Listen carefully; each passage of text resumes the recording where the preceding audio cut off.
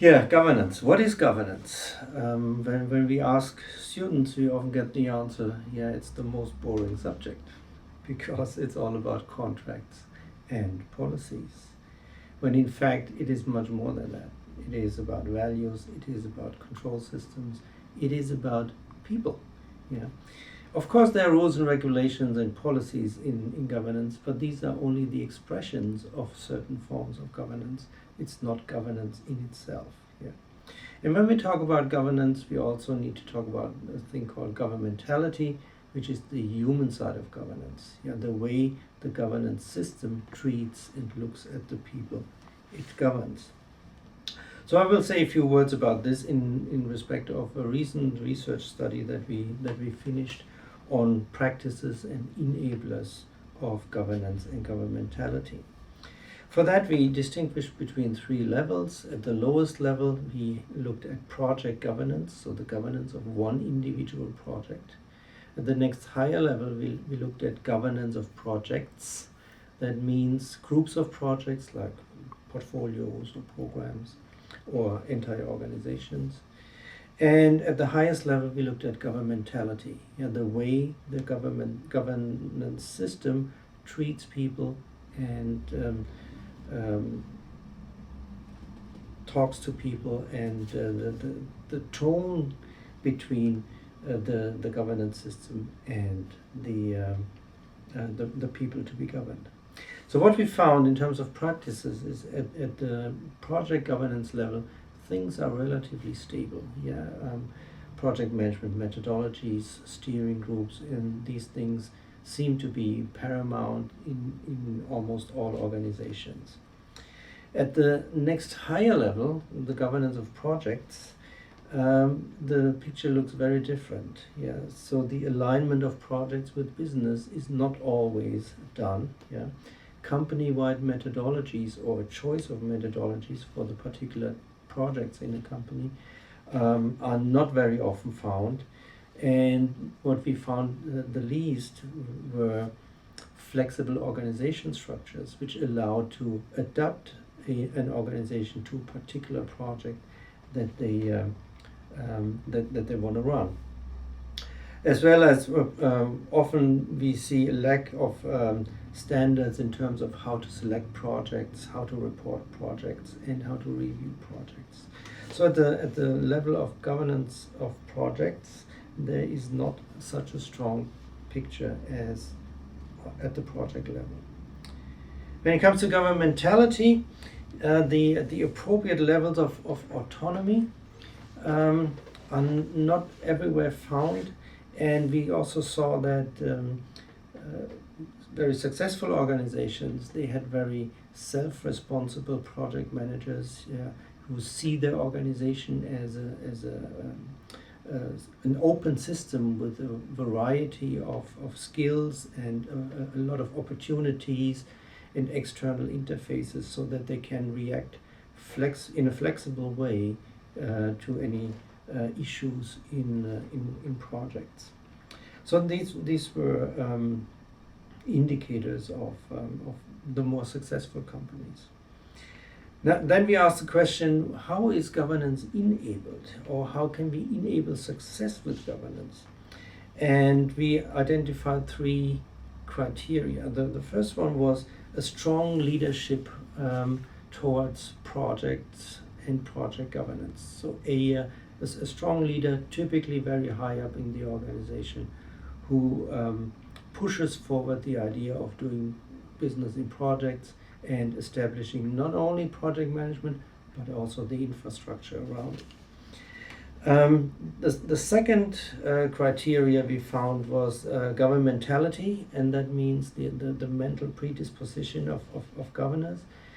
How do the governors, like the steering groups and the management boards, how do they deal with and treat the people who have to do with projects?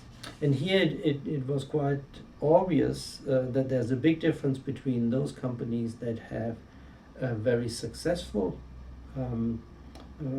part where they do projects, and companies that have a less successful part with their projects. The more successful ones fostered clearly a culture of team accomplishments. Yeah, they went away from this heroism and the whole incentive system, and the thinking in the organization is along the line of we as a team accomplish things.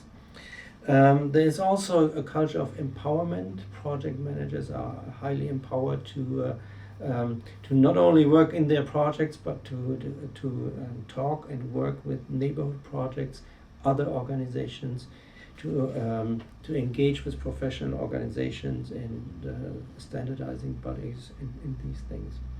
And the third thing we found in terms of governmentality was that the more successful organizations had built up a high level of trust among the people working in and with projects.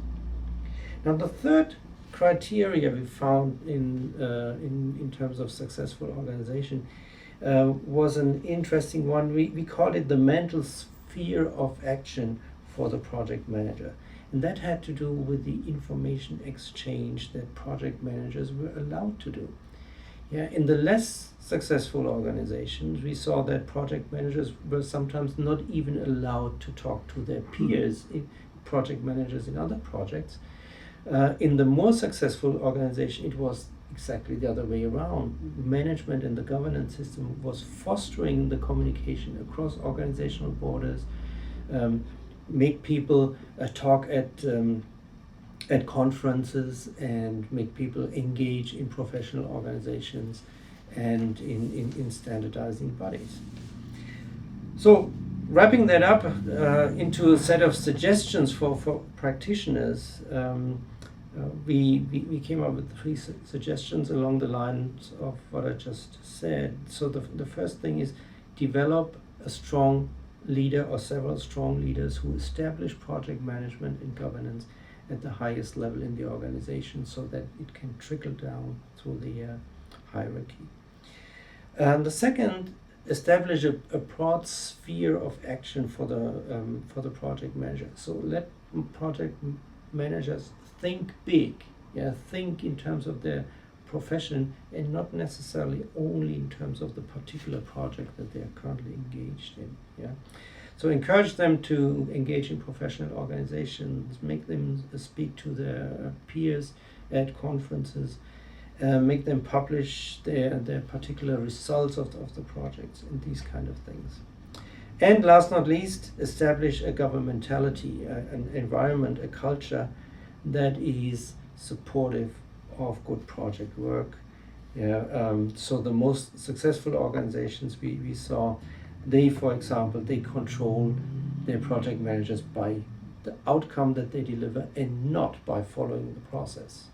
So the least successful organizations are very process focused and enforce process compliance, whereas the most successful organizations, they are clearly on the side of setting goals and then giving freedom to the project manager to achieve those goals.